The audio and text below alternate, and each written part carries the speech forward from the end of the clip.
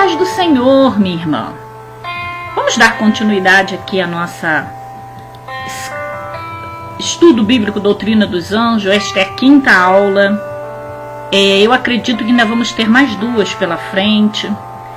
E hoje nós vamos começar a falar sobre a organização dos anjos, ou seja, a hierarquia dos anjos, né? Aqui dentro do tema, a doutrina dos anjos. Senhor Deus e Pai, em nome de Jesus, pedimos que o Senhor fale através desse estudo, continue ministrando em nossos corações, para que possamos, Pai, cada vez mais aprender contigo a Tua palavra. Convidamos o Espírito Santo mais uma vez para nos direcionar em nome de Jesus. Amém. Queridos e queridas, alguns estudiosos, baseado lá naquela passagem de Colossenses, capítulo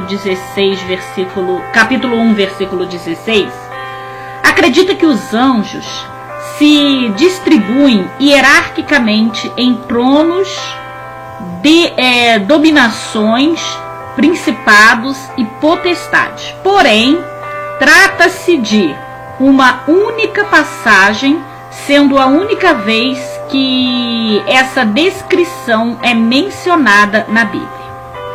Então não vamos discutir isso. Apesar disso, podemos considerar os anjos de Deus conforme aparecem na Bíblia. Vamos considerar os anjos conforme aparecem na Bíblia.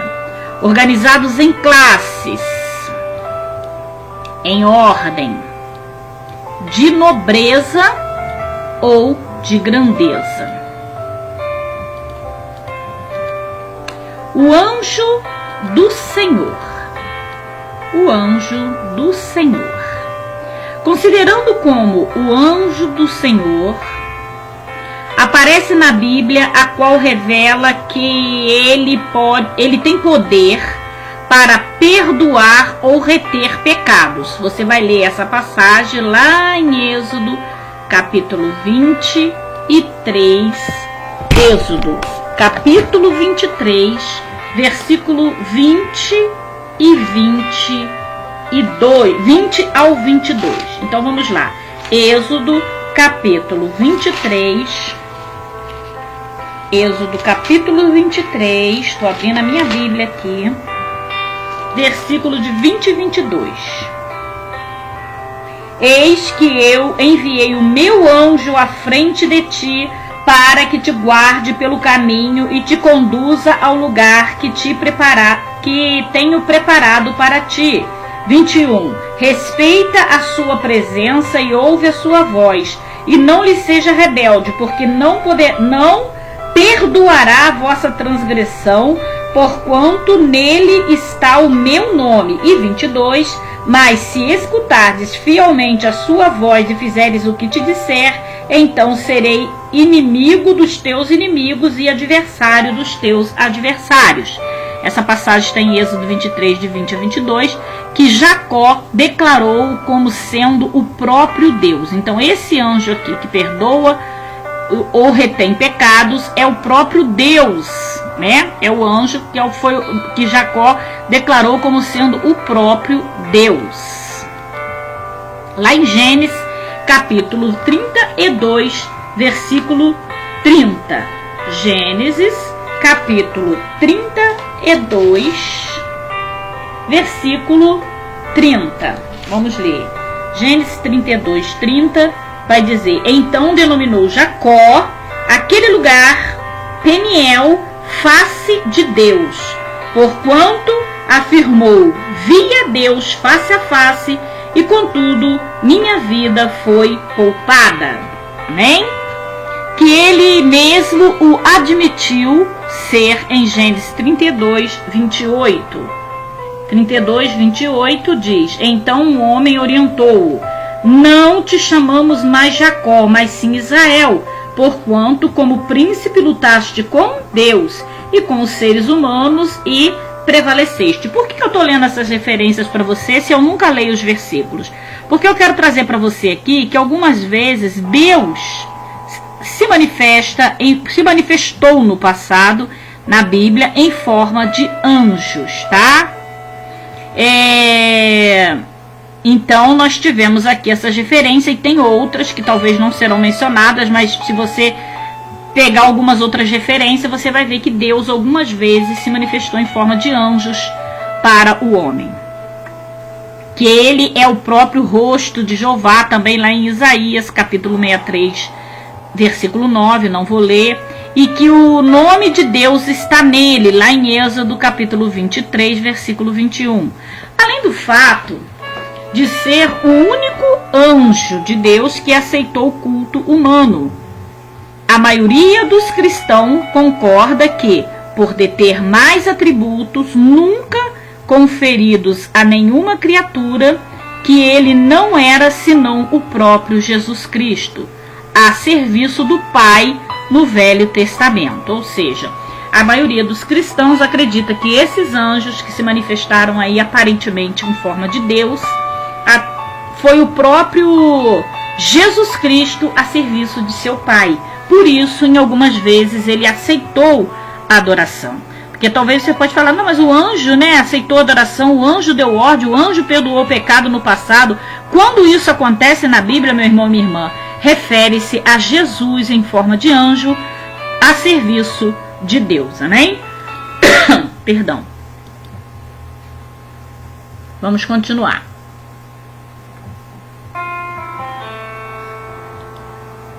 O arcanjo, anjo do Senhor, nós acabamos agora. Vamos falar do arcanjo. Como acontece com a palavra arcebispo, bispo principal e arqui-inimigo, principal inimigo, o prefixo grego arque no nome arcanjo o faz designado a posição do príncipe, ou seja, o principal dos anjos, título que a Bíblia confere unicamente a Miguel. Então nós vamos entender que só existe um arcanjo. Nós ouvimos algumas vezes a pessoa, os anjos, os arcanjos. Não. Se você ouvir isso, ou se você falava dessa forma, se corrija a partir de agora. Porque nós vamos aprender aqui que arcanjo só tem um. Grave isso que pode cair na pergunta. Arcanjo é só Miguel. Ok? Você entendeu? Não existe mais de um arcanjo. Só Miguel confere unicamente a Miguel o título de arcanjo. O arcanjo. Então você pode dizer os anjos, o arcanjo, os querubins. Ok? Veja em Daniel, capítulo 10, versículo 13, e também em Apocalipse, capítulo 12, versículo 7. Embora hajam vestígios de que Lúcifer tenha ostentado ante a sua rebelião, alguns livros apócrifos também mencionam Rafael e Uriel. Todo mundo sabe que livros apócrifos são os livros que foram retirados da Bíblia evangélica protestante, mas ainda existem na Bíblia católica. Não quer dizer que tudo que está escrito ali seja mentira. Muita coisa boa se pode subtrair desses livros apócrifos, mas isso é um outro estudo para um outro tempo. Eles não foram considerados pelo canon para poder fazer parte da Bíblia, mas talvez nós vamos estudar sobre isso no Teologia, tá? Básica. Aqui nós vamos falar somente da doutrina dos anjos.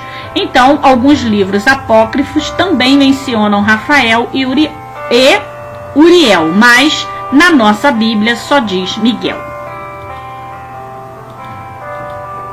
Os serafins. Agora você já vai observar aqui um plural, né? Os serafins. A única passagem bíblica onde aparece é Isaías, capítulo 6, versículo de 1 a 3. Vamos ver? Já que é a única, né?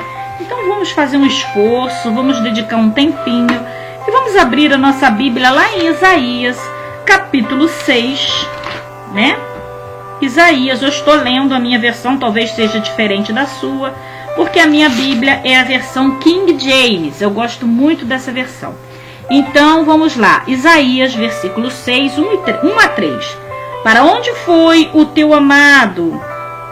Não, perdão, eu tô lá em Cantares, gente, viajei. Vamos lá, Isaías, agora sim, capítulo 6, versículo 1 ao 3. No ano em que faleceu o rei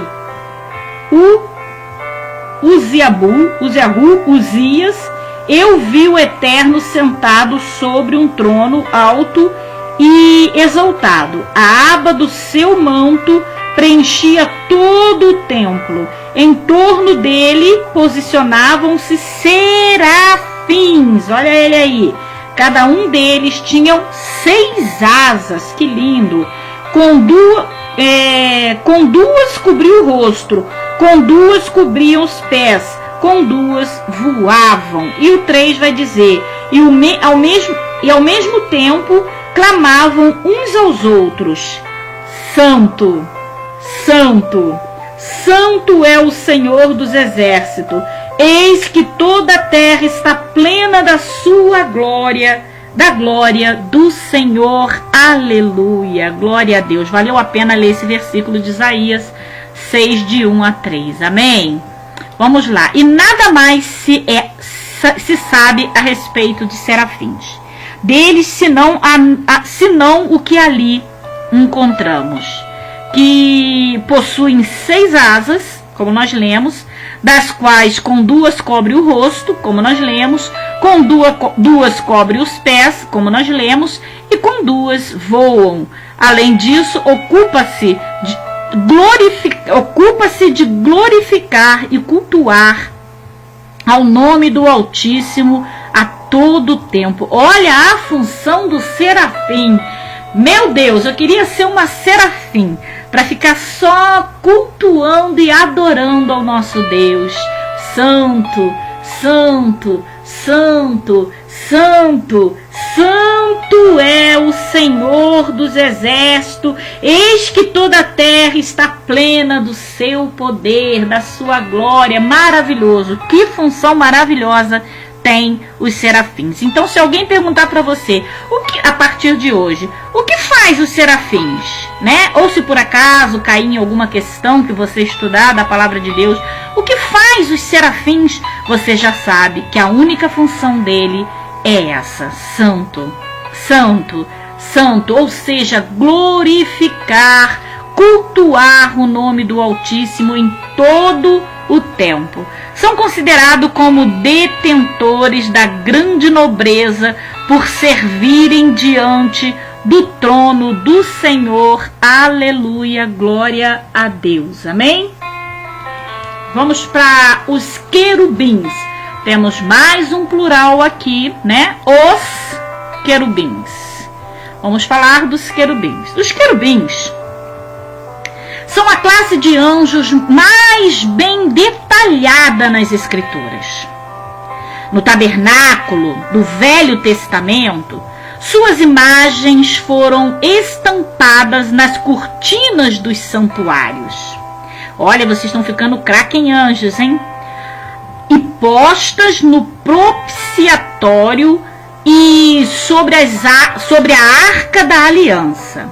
A Bíblia diz que o Senhor habita entre os querubins. Onde está isso, pastora? Vamos para Salmos. Salmos, capítulo 80. Vamos rapidinho para não ficarmos muito tempo, né?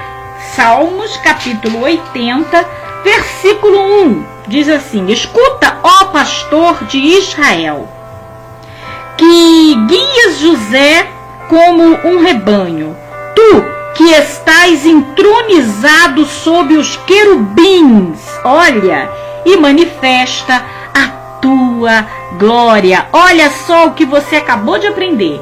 Você acabou de aprender que o Senhor habita entre os querubins. Que maravilha, né? Que função também maravilhosa ter dos querubins, ter o Senhor ali habitando entre eles. Também tem outra referência em Salmos 99, versículo 1. Vamos lá, rapidinho. Vamos, pastora, correndo. Ainda bem que eu sou craque aqui em Bíblia. 99, versículo 1. O Senhor reina, as nações tremem, o seu trono está sobre os querubins. Estremeçam toda a terra. Aleluia, glória a Deus. Então você aprendeu que o Senhor habita entre os querubins. Você, quando for orar, já pode pronunciar essa palavra bonita, né? Nas suas orações. Pai, o Senhor que habita entre os querubins, né? Que coisa linda. É interessante observar que a classe dos querubins parece não se compor de uma única ordem de criatura, uma vez que os seres que aparecem em todas as outras passagens bíblicas, à exceção das asas, são muito semelhantes aos homens, ao passo que em Ezequiel 1, de 1 a 24, eu não vou ler porque é grande, tá vendo? Ezequiel 1, do capítulo 1 até o 24 e 10, 22, não se assemelham a nada conhecido entre os homens. Vamos lá.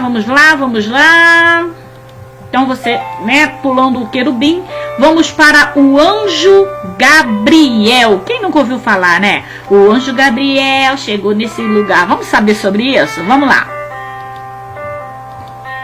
A nobreza de Gabriel, anjo que afirmou habitar diante de Deus, lhe confiou respeito por parte dos escritores sagrados, bem como dos da atualidade.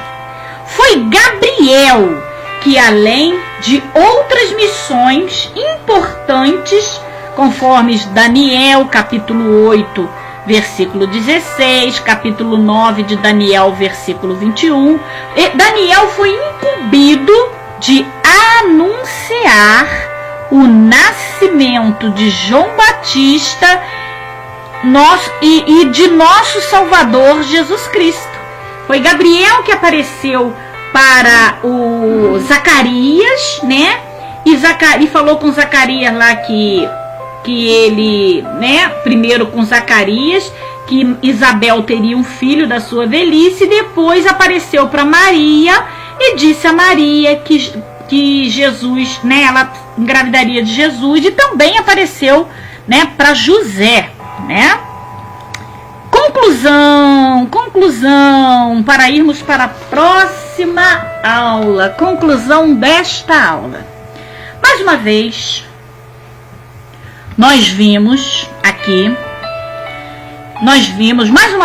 vimos que os anjos de Deus são criaturas fascinantes, dotadas de dons, de conhecimentos que não podemos medir.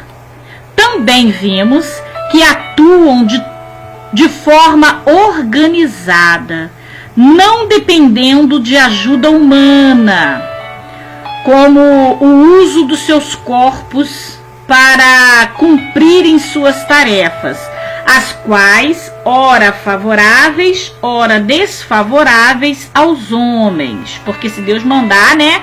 O que Deus mandar, os anjos fazem. Eles estão aqui para poder cumprir, eles existem para cumprir as ordens de Deus. Envolvidos sempre estão vinculados ao cumprimento da vontade suprema de Deus. Os anjos estão sempre vinculados ao cumprimento, ou seja, eles cumprem a vontade suprema de Deus. Por que aconteceu ali no episódio de Zacarias, ele, né? Algumas pessoas vai dizer, né, vai acreditar que o anjo que apareceu para Zacarias foi o próprio Jesus, porque o próprio, né, Jesus que trabalhava em forma, né, em obediência a Deus, como nós vimos ali atrás na aula. Algumas pessoas creem que seja o próprio Deus, porque o anjo ali puniu Zacarias com a mudez, né, colocou ele mudo, por ele ter desconfiado, desacreditado. Só que eu já creio, eu tenho uma outra visão, e alguns fóruns teológicos também têm, de que Deus já mandou, conhecedor de todas as causas que o nosso Deus é, já mandou esse anjo com essa permissão. A permissão não veio do anjo, veio de Deus. Se ele não acreditar, ele ficará mudo. Então o anjo veio já com essa determinação. Se não acreditar no que Deus está mandando, ele vai, ele pode punir com a ordem de Deus. Ele puniu ali Zacarias com a ordem de Deus. Ele já veio com essa ordem de Deus para poder estar, levando Zacarias àquele tempo de silêncio, aonde nesse tempo de silêncio, o tempo da gestação de Isabel, ele não podia falar para não falar besteira, E é melhor não. Tem gente que diz que é melhor ser surdo do que melhor ouvir besteira do que ser surdo. Não, mas para Deus é diferente. Porque o pecado, a gente tem que fugir dele. A palavra de Deus vai dizer: se teu olho te faz pecar, arranque o lance de ti. Porque é melhor entrar no céu sem um dos olhos do que todo o seu corpo ser lançado no inferno. Amém? Então vamos aguardar a próxima aula, que nós vamos estar começando pelo tema o trabalho dos anjos, depois o trabalho dos anjos de Deus, ok? Até lá, a paz do Senhor. Deus te abençoe, meu irmão. Deus te abençoe, minha irmã. Boa aula. Fique ligadinho, preste muita atenção nas questões para não errar, hein? Deus abençoe.